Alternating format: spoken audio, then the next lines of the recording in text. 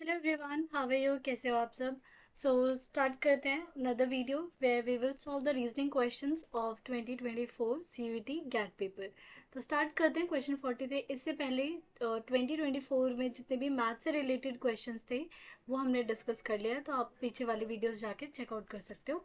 Now let's start with the question number 43। ये यहाँ से आपके रीजनिंग के क्वेश्चन स्टार्ट है टिल 60 तक। ठीक है, तो स्टार्ट करते हैं 43। ये आपके पास एक सीरीज गिवन है ए ये वाली, और आपको चेक करना है कि इनमें से कौन सा हमारा क्या होगा, नेक्स्ट नंबर क्या होने वाला है। ठीक है, तो जब भी ऐसा क्वेश्चन आए तो सबसे पहले देखो, एक तो मैं हमेशा आपको बोलती हूँ रीजनिंग में आपको ए से लेके जेड तक सारी नंबरिंग याद होनी चाहिए। आई नो बहुत सारे बच्चे कहेंगे हम ABCD लिख लेंगे आंसर शीट में, वो ठीक है, वो लिख लोगे, वो हम बैकअप के लिए लिखते ही हैं। बट जब नंबरिंग्स आपको पता होती है तो क्वेश्चन आप जल्दी कर पाते हो। तो जैसे मैं स्टार्ट करती हूँ इसी क्वेश्चन को। अब यहाँ देखो, ए की जो वैल्यू होती है 1 होती है, बी की वैल्यू 2, ई की वैल्यू आपकी हो जाएगी 5, और जे की वैल्यू हो जाती है आपके पास 10। ठीक है, अब उसके बाद एक्स जो होता है, एक्स होता है आपका 24, पी होता है आपके पास 16, एंड जे होता है आपके पास 10, और एफ होता है 6। अब हमें इनके बीच में पैटर्न ढूंढना है। तो एक चीज़ आप देखो, यहाँ से तो कुछ समझ नहीं आ रहा। 2 का स्क्वायर 4, 5 का स्क्वायर 25, 10 का स्क्वायर 100। ये तो मुझे पता चल गया कि ये जो नंबर होने वाला है ये क्या होने वाला है, स्क्वायर होने वाला है। मतलब जो भी यहाँ होगा उसका स्क्वायर होगा। तो अब मुझे यहाँ पहुँचना है कि यहाँ पे क्या नंबर्स हो सकते हैं। तो इसके लिए लेट्स सी द पैटर्न। देखो सबसे पहले ए था 1, फिर उसके बाद 2 है, फिर ये देखो ई है 5, और उसके बाद 10। अब हमें देखना है यहाँ पे कौन सा नंबर आना चाहिए। तो इसके बीच में कोई ना कोई सीरीज का पैटर्न बनता है, तो वो आप देख लो क्या पैटर्न बनेगा। तो अब इसमें पैटर्न देखो, सबसे पहले एक चीज ऑब्जर्व हो रही है। अगर मैं यहाँ 2 देखूँ तो क्या ये, इसे आप लिख सकते हो 1 स्क्वायर प्लस 1। इसे क्या लिख सकते हो 2 स्क्वायर प्लस 1। इसे हम लिख सकते हैं 3 स्क्वायर प्लस 1।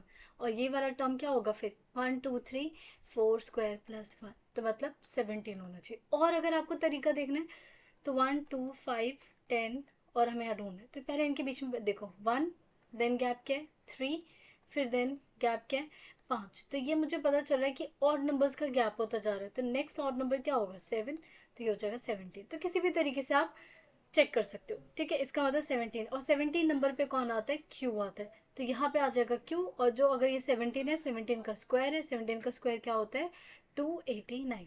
तो ऑप्शन में देखते हैं, अगर हमें क्यू 289 दिख जाए तो क्यू 289 दिख रहा है, 2 बार दिख रहा है नहीं, क्यू के साथ सिर्फ थर्ड दिख रहा है। So third will be the correct option. पर एक बार मैं चेक कर लेती हूँ कि डी आएगा या नहीं आएगा, तो डी के लिए भी हम पैटर्न ढूंढते हैं।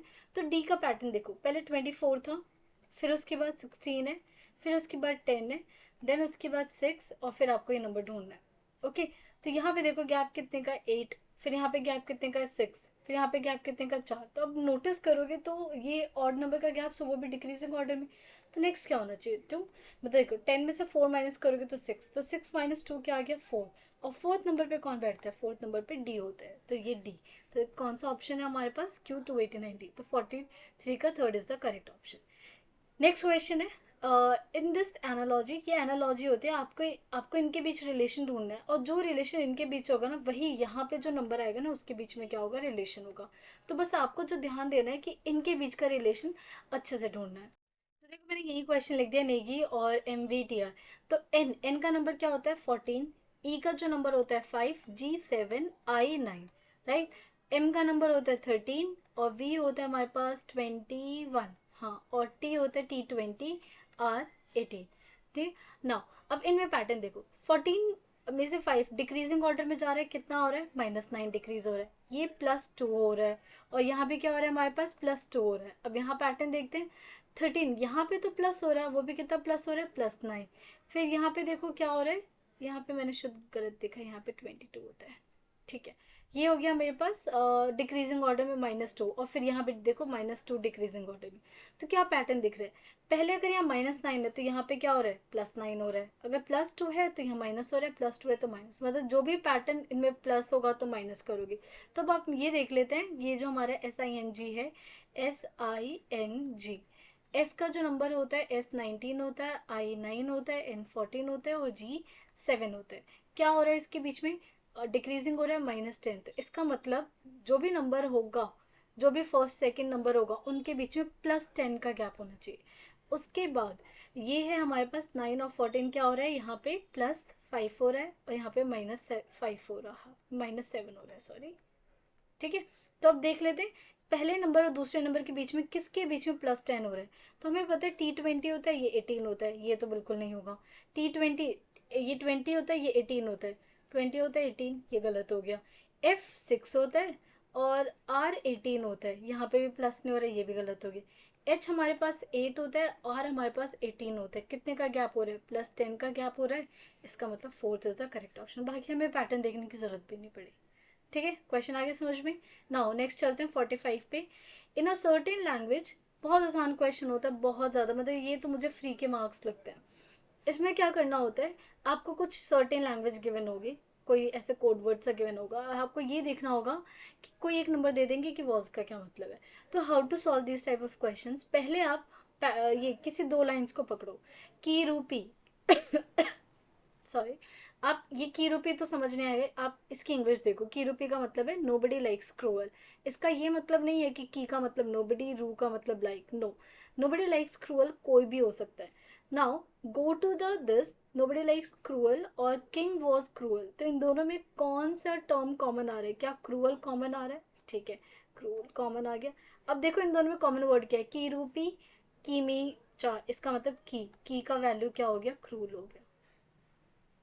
नाउ अब इन दोनों में देखो, इसी का मैं दूसरे नंबर के साथ रू पी चा, मुझे पी दिख रहा है और इनफैक्ट रू भी दिख रहा है, तो देखो कौन से दो वर्ड्स हैं, नो बडी लाइक, क्रूअल तो जा चुका है, nobody like and nobody like, तो इसका मतलब 100% श्योर। अब रू और पी, मुझे नहीं पता रू पी में से कौन है, बट ये श्योर हो गया रू पी में से कोई ना कोई तो नो बडी होगा, ठीक है, नो बडी होगा, और ना कोई लाइक होगा। आई डोंट नो कौन सा होने वाला है, बट इट्स ओके, जो जिसकी कंफर्मेशन नहीं होती वो क्वेश्चन में ज़्यादातर नहीं पूछते। अब जाते हैं क्वेश्चन में, यहाँ पे एक चीज़ तो समझ आ गई हमें, अच्छा अभी हमें किंग के बारे में नहीं पता चला, तो अब हम चलते हैं इन दोनों के पास, इन दोनों स्टेटमेंट को। इन दोनों स्टेटमेंट देखो, नोबडी लाइक किंग और किंग वॉज क्रूअल, तो क्या किंग कॉमन है, किंग कॉमन है, तो इनके वर्ड्स देख लो, किमी चा एंड रूपी चा, इसका मतलब चा, चा इज किंग। ठीक है, तो किंग भी जा चुका है, क्रूअल भी जा चुका है, क्या बचा किंग, हमने चा को फिक्स कर दिया है, चा हो गया, की का क्रूअल था तो मी बचा, तो me has to be the what was, so me is the second option correct है। ठीक है, नाउ 46, ये देखो, ये आसान क्वेश्चन है बट थोड़ा टाइम टेकिंग है। अगर आपको इस टाइप की क्वेश्चन दे देती है ना और आपसे पूछा जाता है ए का जे के साथ रिलेशन, तो क्वेश्चन जल्दी सॉल्व हो जाता है। बट इसमें जब आपको ये गिवन हो और आपको ऐसे चार ऑप्शन दे दो, अब आपसे ये पूछा गया कि ए इज सन इन लॉ कौन से केसेस में होगा, then you have to solve all the 4 cases, और आपको देखना पड़ता है कि कौन सा ट्रू होगा, तो इसलिए थोड़ा टाइम टेकिंग होता है, बट कोई नहीं, करना तो है ही हमें। तो बस इसमें अपनी स्पीड जल्दी रखना। नाउ ए क्रॉस यू, तो अब ऐसा ना हो कि आप एक एक चीज देखने, अब पहले ए है ना, पहले ए ढूंढा आपने, अब क्रॉस पे जाओ, ये रहा क्रॉस। अब पी और क्यू को यू से रिप्लेस कर दो। ए इज दी, हाँ cross, A is the husband of you, ये रहा, यहाँ पे फर्स्ट पार्ट सॉल्व करती हूँ। ए जो है हस्बैंड है, ये प्लस हो गया, हस्बैंड है किसका, यू का। फिर you plus S, you is the son of S, जो यू है वो सन है। अब एक पहली बात, ये तो हस्बैंड वाइफ था तो ये माइनस होना चाहिए था, पर ये सन बता रहा है, इसका मतलब रिलेशन क्या हो गया, गलत। देखो ए हस्बैंड बोला था, it has to be wife, she has to be wife, but next question में बोल रहा है कि ये सन है किसी का, तो ये वाइफ कैसे हो सकता है, मेल एंड फीमेल एक साथ, तो इसलिए ऑप्शन तो गलत हो गया। सेकंड पे चलते हैं। सेकंड है ए प्लस एस, कहाँ गया A is the son of S, A is the son of S, ठीक है, no problem. Now S% U, S% S is the sister of U, S जो है सिस्टर है, तो इसका मतलब ये लड़की हो गई, ठीक है, और सिस्टर है किसका, यू का। ओके, अब चलते यू क्रॉस जी पे। U is the husband of, U is the husband of G, U is the husband of G, तो इसका मतलब यू इज द हस्बैंड, इसका मतलब प्लस हो गया और ये क्या हो गया, माइनस हो गया। इसमें यू हस्बैंड बोला है तो इसको मैं माइनस से और इसको प्लस से, क्योंकि मेल को माइनस से रिप्रेजेंट करते हैं और फीमेल को ऐसे करते नहीं है, मैं इस क्वेश्चन में अज्यूम करके चल रही हूँ। सो इस केस में देखो, ये हस्बैंड वाइफ हो गया, ये इसकी बहन, बहन का बेटा, father in law son in law का केस कैसे बनेगा, सो ये गलत हो गया।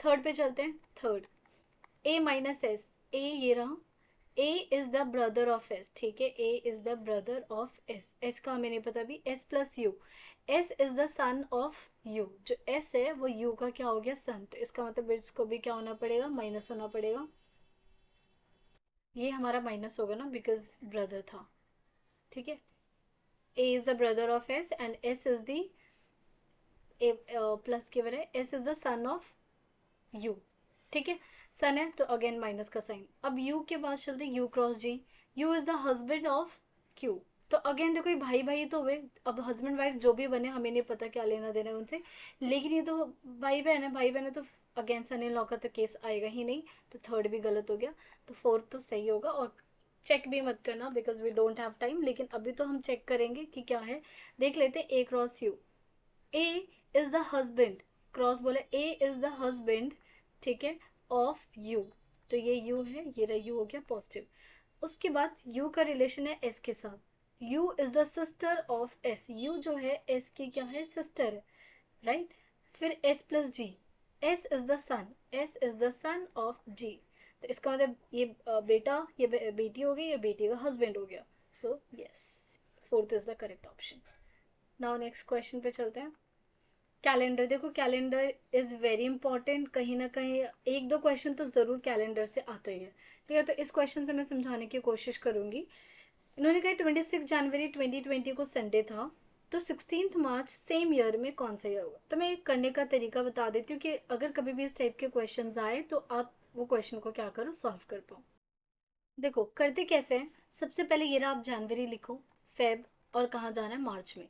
अब पहले ये वाला ईयर देखो, what is this year, this year is leap year और नॉन लीप ईयर, तो ये हमारा लीप ईयर है, तो लीप ईयर में कितने डेज होने वाले हैं, 29 डेज, और इसमें कितने डेज होने वाले हैं, 31 डेज, बट 31 नहीं, क्योंकि आपको मार्च में कहाँ तक जाना है, मार्च में हमें सिर्फ 16 तक जाना है, तो आई विल राइट 16। जनवरी में 26 हो चुका है, how many days left, 5 days more, तो यहाँ पे आप लिखोगे 5। अब आपको क्या करना है, ऑड डेज का कॉन्सेप्ट होता है, ऑड डेज इन कैलेंडर में, ऑड डेज का क्या मतलब होता है, फॉर एग्जांपल आपको मालूम है, ये कहते हो आज 16 तारीख है, ठीक है, 16 तारीख है, आज मंडे है, सो आपको ये चीज़ तो पता ही होगी कि 7 दिन बाद जो भी दिन होगा उस दिन भी क्या होने वाला है, मंडे होने वाला है, बिकॉज इसमें 7 ऐड कर दो मतलब 23 तारीख को भी क्या होगा, मंडे, बल्कि 7 का कोई भी मल्टीपल ऐड करते जाओ वो हर दिन क्या होने वाला है, मंडे होने वाला है। सिमिलरली अगर 16 का मंडे है और मैं आपसे कहती हूँ कि मुझे 8 दिन बताओ, तो आप कहोगे 7 डेज के बाद तो मंडे होगा, एक दिन बचा, राइट, एक दिन बचा तो एक दिन क्या ऐड कर दोगे, ट्यूसडे होगा। तो यही कॉन्सेप्ट आप देखो, 29 डेज है, तो आप हर क्वेश्चन में जितने भी डेज आपके 7 से ज़्यादा होता है आप उसका डिवाइड करके रिमाइंडर लिखते हो, that will always give you the odd days. तो इसे अगर आप 27 से डिवाइड करोगे तो 7 4 28, क्या बचने वाला है, एक। सिमिलरली 16 है, 16 में आपका 7 2 14, कितने बचे, 2 ऑड डेज, और 5 तो डिवाइड नहीं होगा, 5, ये आपने सारे क्या निकाले, ऑड डेज निकाले, राइट। अब इनको ऐड करो, 5 + 1 6, 6 + 2 8, टोटल 8 ऑड डेज आने वाले हैं, ऑड डेज आने वाले। अब हमें पता है ये क्या, 8 में भी क्या करोगे, 8 में भी जो भी डेज था, संडे था, इससे जस्ट पहले क्या रहा होगा, संडे, 7, क्योंकि 7 7 का मल्टीपल क्या रहेगा, हमेशा संडे ही देगा, तो इसमें ऑड डेज निकालो, 7 से डिवाइड करो तो कितना आएगा, 1 ऑड डे, मतलब सिर्फ एक ही ऑड डे आपका आया, और आपको क्या करना है, इस एक को ऐड कर देना संडे में, तो संडे में एक दिन और ऐड कर देना +1, तो क्या बन गया, मंडे, मीन्स वो डे कौन सा होने वाला है, मंडे होने वाला है। सो कौन सा करेक्ट ऑप्शन है, मंडे। तो देखो आपको इस टाइप के क्वेश्चन की तो प्रैक्टिस करनी पड़ेगी, जो अप्लाइड वाले बच्चे हैं उनके लिए बेट अच्छा रहा होगा, because they have already learn the concept of calendar in class 11th, ठीक है। चलो 48 क्वेश्चन करते हैं, ये भी अप्लाइड का ही क्वेश्चन है, ये पढ़ाया जाता है, क्लॉक का क्वेश्चन है, एक ही फॉर्मूला बच्चे वो लर्न कर लो, और बस उससे ज़्यादातर आप क्वेश्चंस कर सकते हो। कभी भी अगर आपको एंगल का फॉर्मूला निकालना है तो जो इसका फॉर्मूला होता है, मॉड होता है, फिर ये होता है 30 × एच का मतलब आवर्स, -11/2 × मिनट, ठीक है। ये आपका क्या होने वाला है, मॉड इसलिए क्योंकि आपको पता है ना, जब दो क्लॉक्स के बीच में एंगल बनता है तो दो एंगल बनते हैं, एक तो ये एक्यूट एंगल बनता है और एक ही बड़ा वाला एंगल बनता है, दो एंगल्स बनते हैं, that is why they are using the mod sine, but हमें इतना डेप्थ में नहीं जाना, तो अब क्वेश्चन करते हैं। इन्होंने कहा what will be the measurement of angle made by the our and minute hand when the time is quarter past 3। Quarter past 3 का क्या मतलब है? 3:15, ठीक है, 3:15, तो इनके बीच में एंगल में, तो क्या टाइम, कौन सा घंटा हो रहा है? 3 आवर्स हो रहा है। एंड मिनट्स कितने हो रहे हैं? 15। बस इसमें वैल्यू पुट करो तो ये हो गया आपके पास 30 into what is the R 3 minus 11/2, ठीक है, इंटू में 15। बस इसको सॉल्व कर दो, ये हो जाएगा 90 माइनस ये हो जाएगा 165/2। 92 जो 180 होता है, 180 में से 165 माइनस करो, 5 आ गया, और यहाँ से आ जाएगा 7 - 6 15/2। 15/2 देखो ज़्यादातर मिक्स फ्रैक्शन में आंसर है, तो 2 7 14, 1/2, 7 1/2 degree, which is third is the correct option. Done. चलो नेक्स्ट चलते हैं 49th पे। ये भी अगेन आपका कोडिंग डिकोडिंग से क्वेश्चन है, तो इसको मैं आंसर शीट पे लिख कर दिखाती हूँ। चलो ये मैंने क्वेश्चन लिख दिया है। नाउ अब आपको क्या करना है, सबसे पहले नंबरिंग कर दो। एम की होती है 13, ई होता है 5, आर होता है 18, सी 3, यू 21, आर 18 और वाई होता है 25। एक तो पहले देखो लेटर सेम है, 1 2 3 4 5 6 7, 1 2 3 4 5 6 7 8, इसमें एक एक्स्ट्रा है, तो एक्स्ट्रा वाले को हम ज़्यादा ध्यान नहीं देंगे, हम 7 से काम चलाएंगे, ठीक है। एन होता है 14, जी 7, यू 21, 7 25, नहीं 26 सॉरी, और 24, और एफ होता है 6। अब आप पहले ना ऑप्शंस को ध्यान दो। ऑप्शंस अगर ध्यान दोगे तो एफ पी चारों में, चारों ऑप्शंस में, तो I would suggest do not waste your time in these 2 letters, ठीक है। जब हमें पता है एफ पी है ही सेम, क्यों टाइम वेस्ट करना। तो हम स्टार्ट करते हैं थर्ड लेटर से। तो थर्ड लेटर में देखो यहाँ 18 और 21 क्या हो रहा है, +3 हो रहा है, 3 + 7 क्या हो रहा है, +4, 21 ये क्या हो रहा है, +5। तो यहाँ पे भी नंबरिंग कर देते हैं। नंबरिंग ई होता है हमारे पास 5, ये होता है 14, टी 20, ए 1 14, 7, एल होता है हमारा 12, और ई होता है हमारे पास 6, नहीं 6 नहीं 5, ठीक है। तो सेकंड को तो हम कर ही नहीं रहे, इसमें हमें क्या करना है, +3 करना है। जैसे आप 23 करते हो, 23 होता है डब्लू, देख लो डब्लू कहाँ आ रहा है, डब्लू आ रहा है यहाँ पे, यहाँ पे, ये इसका मतलब ये तो डेफिनेटली गलत हो गया। W E S W F, तो ई एस तो यस तो दिख रहा है, तो अगर ई मिल गया तो फोर्थ तो गलत हो जाएगा, तो जल्दी से कर लेते हैं। +4 करना है, +4, 1 + 4 क्या होता है, 5, 5 पे ई होता है, फिर 3 हो गया, 4 हो गया, +5 करना है, 14 + 5 19, 19 पे आता है आपका एस, डब्ल्यू ई एस हमें मिल चुका है, डब्ल्यू ई एस और तो बस ये लास्ट एक मिल जाए तो ये तो गलत हो गया, यहाँ से डिसाइड होगा एम होगा या एन होगा। सो यहाँ पे चलते हैं 18, 18 + 24 कितना हो रहा है, 6 ऐड हो रहा है। सो यहाँ पे देखो 7 + 6 13, 13 हो रहा है, और 13 पे कौन होता है, एम होता है, एम। तो who is the correct option, second, because यहाँ पे एन बोल रहा है, तो सेकेंड करेक्ट होगी। ओके। नाउ 50, ये तो फ्री के क्वेश्चंस होते हैं। 50 में आपको एक इन्फॉर्मेशन दे रखी है, you have to decide whether the data provided in the same statement are sufficient to answer the question. अब आपके पास 2 स्टेटमेंट्स हैं, आपको चेक करके बताना है क्या एक सफिशिएंट है, 2 सफिशिएंट है, या दोनों होने चाहिए, तभी आपको आंसर मिलेगा।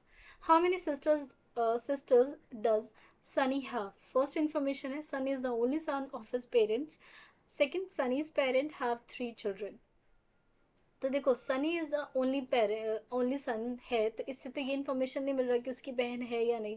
बट सेकंड में बोला है कि सनी के बहन के 3 बच्चे, तो ये पता चल गया एक ही लड़का है, तो बाकी 2 कितनी होंगी, गर्ल्स होंगी, 2 गर्ल्स होंगी। तो क्या इन दोनों को मिला के मुझे इन्फॉर्मेशन मिल रही है, एक is not sufficient to tell the answer. So first second third कह रहे only 1 is sufficient, only 2 is sufficient, statement 1 and 2 together are sufficient to answer, and either 1 और 2 सफिशिएंट। सो मेरे हिसाब से थर्ड इज द करेक्ट, कि दोनों information देखोगे तभी आपको इन्फॉर्मेशन आंसर मिलेगा, अदरवाइज नहीं। So third is the correct option. Now 15th question करते हैं, बहुत अच्छा क्वेश्चन है। अभी डायरेक्शन तो आता ही है पेपर में, ये इसलिए अच्छा क्वेश्चन है क्योंकि यहाँ पे एक नया कॉन्सेप्ट है जो आप सीखोगे। अभी तक जो हमने डायरेक्शन के क्वेश्चंस किए थे 25 वाले पेपर में, ऐसा क्वेश्चन नहीं था।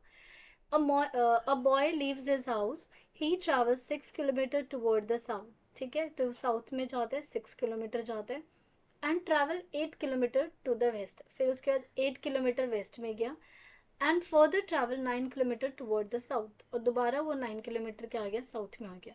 How far in which direction, वो अपने ओरिजिनल जो पोजिशन था वहाँ से दूर है. तो ये तो पता है कि वो साउथ में है और वो भी वेस्ट साइड है, तो south west would be the answer. तो थर्ड एंड फोर्थ तो डेफिनेटली गलत, 13 और 17 होने चाहिए. अब कभी भी जब ऐसा क्वेश्चन आया आपके पास, तो ये तो आप लोगों ने पढ़ा नहीं अभी तक, जब ये डिस्टेंस निकालना तो आपको ऐसे ऐसे नहीं जाना. आपने साइंस में कॉन्सेप्ट पढ़ा होगा डिस्प्लेसमेंट, द शॉर्टेस्ट डिस्टेंस, वो वाला कॉन्सेप्ट अप्लाई करना है. यहाँ से लेके यहाँ तक का जो डिस्टेंस है ना, शॉर्टेस्ट कौन सा है, ये this distance you will talk about. अब ये कैसे निकालोगे, इसके लिए हम मैथ्स का यूज़ करेंगे. कैसे, सबसे पहले ये लाइन ड्रॉ करो और फिर ये लाइन, परपेंडिकुलर लाइन ड्रॉ करना है. ओके, तो क्या ये आपको एक ट्रायंगल बनता हुआ दिख रहा है, where we know that this is 8 and sorry this is 9, this is 9 और दिस इज 8. ठीक है, तो ये 8 हो गया और ये टोटल 15 हो गया. तो आपके पास ये हाइपोटेनस निकालना है, तो हमें पता है 15 8, और यहाँ पे हाइपोटेनस पाइथागोरस लगाना स्टार्ट मत कर देना, बिकॉज देखो यहाँ साफ साफ दे रखा है 13 और 17. हमें पता है हाइपोटेनस सबसे हाईएस्ट साइड होती है ना, हाईएस्ट लेंथ होती है, तो 13 तो बिल्कुल नहीं होगा, इसका मतलब 17, और हमें पता है 15 8 17 makes triplet, so second is the correct option. ठीक है, तो यहाँ पे आप पाइथागोरस आप डायरेक्ट भी कर सकते हो. चलो 52 है, इसमें देखो सबका अपना अपना लॉजिक होता है, आपको बस बेस्ट लॉजिक लगाना है जो आप लगा सकते हो. तो यहाँ पे अगर ध्यान से नोटिस करो तो ये 3 - 1 विल गिव यू 2, 2 - 1 1 आ रहा है, तो 2 - 2 क्या आएगा, 0. और अगर देखना चाहते हो, देखो इन दोनों का सब्ट्रैक्शन यहाँ पे है, इन दोनों का सब्ट्रैक्शन यहाँ है, तो इसको किससे माइनस करेगी, यह है तो 0. So second is the correct option. यहाँ तो भी अपना जितनी प्रैक्टिस रही होगी, जितने टाइप्स के क्वेश्चन की प्रैक्टिस रही होगी, आप उतनी जल्दी कर पाओगे. कई बार लॉजिक गलत भी हो जाता है, तो be careful. Now 53rd, a clock seen through a mirror shows quarter to 7. What is the meaning of quarter to 7? मतलब कहीं ना कहीं 7:45 ये छोटी और ये ऐसे वाली घड़ी होगी, छोटी सुई बड़ी सुई. What is the correct time shown? ये तो मिरर है, मिरर है, इसका मतलब घड़ी ऐसे, इसको मतलब ऐसे होना पड़ेगा, मतलब ये बड़ी वाली घड़ी यहाँ पे और ये अगर ये 7 पे है तो ये किस पे रही होगी, 5 पे. ये लॉजिकली लगाना होता है, तो ये हो जाएगा हमारा 5:15. तो fourth is the correct option. Okay, 54th, इसमें पहले फोल्ड ऐसे किया है, उसके बाद इसको उठा के ऐसे फोल्ड किया है, तो जब हम इस कट्स को निकालेंगे तो कहाँ कहाँ निकलेगा. पहली चीज नोटिस करो कि ये जो कट है वो यहाँ है, ऐसे ओपन होगा, इधर भी आएगा. ठीक है, फिर उसके बाद ये ऊपर भी जाएगा, तो ये मुझे जो है वो सब जगह दिखना चाहिए चारों तरफ. ये वाली चीज कहाँ नहीं दिख रही, आपको यहाँ नहीं दिख रही. ठीक है, आपको यहाँ नहीं दिख रही क्योंकि यहाँ यहाँ विजिबल नहीं है, यहाँ तो है. उसके बाद हमें पता है ये वाला जो कटआउट है ये सबके लिए बन गया होगा, यहाँ पूरा बन गया होगा, तो ये बीच में सर्कल मुझे सब जगह दिखना चाहिए, यहाँ नहीं है तो ये भी गलत. तो क्या 1 गलत, 2 गलत, तो third second is the correct option. तो इसको ज़्यादातर आप एलिमिनेशन से ही सॉल्व करना.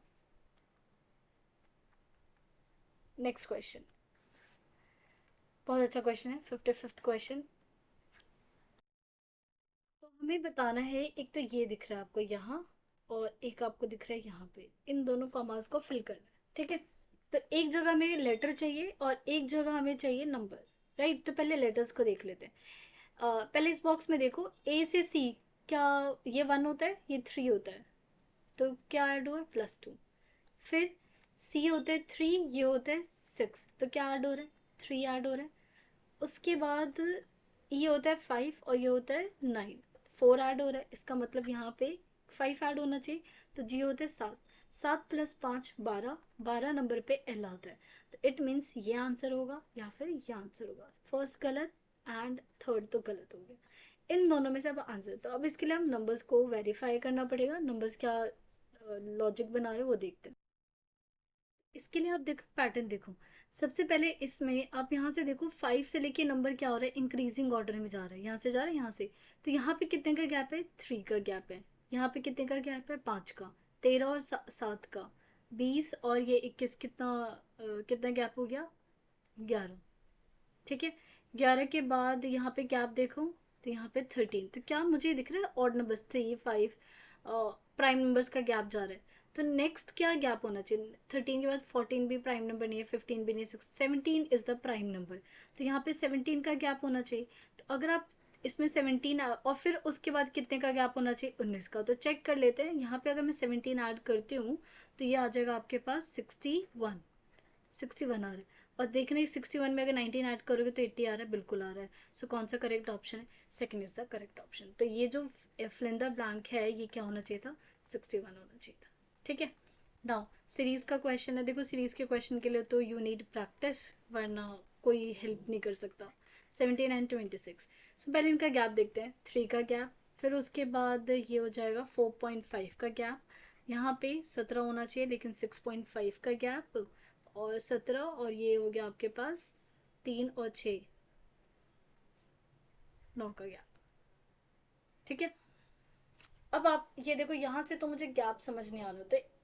सीरीज में एक और कॉन्सेप्ट होता है कि पहले आप फर्स्ट गैप निकालते हो, उसके बाद दोबारा एक गैप निकालते हो और फिर चेक करते हो क्या इनके गैप के बीच पैटर्न है। 3 और ये माइनस करना, तो ये कितना गैप है, 1.5 का। ये कितने का गैप है, 2 का। फिर ये कितने का गैप है, 2.5 आ रहा है, इनको माइनस करके, या फिर ऐसे देख लो ना, ये प्लस हो रहा है, ये भी प्लस हो रहा है, और ये भी क्या हो रहा है, प्लस हो रहा है। तो अब यहाँ मुझे पैटर्न दिख रहा है कि 0.5 प्लस हो रहा है, इसका मतलब यहाँ पे क्या होगा, 3.5 प्लस होगा। ठीक है, और 9 में ज़रा ये 3.5 ऐड करना, तो कितना आ जाएगा, 12.5।